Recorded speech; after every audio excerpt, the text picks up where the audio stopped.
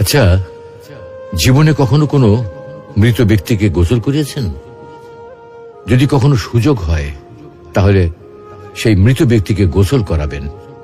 তখন খুব কাছ থেকে দেখবেন মৃত মানুষের দেহটা কতটা অসহায় লাগে, মৃত্যুর পরে মানুষের দেহ কতটা ভয়ের কারণ হয়ে দাঁড়ায়।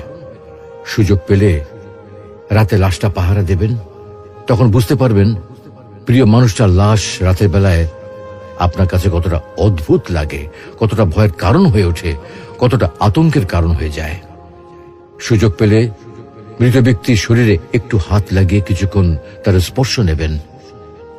আপনি তখন উপলব্ধির সুযোগ পাবেন এই পৃথিবীতে বিশাল প্রভাব প্রতিপত্তি মৃত্যুর পরে কতটা নির্যাতনের রূপ নেয়। সুযোগ পেলে আপনজনদের লাশ কবরে নামাবেন খুব আগ্রহ নিয়ে।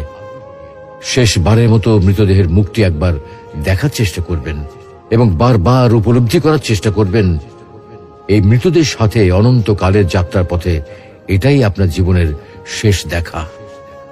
সুযোগ পেলে মাঝে মধ্যে কবরস্থানে গিয়ে নীরবে কিছুক্ষণ দাঁড়াবেন।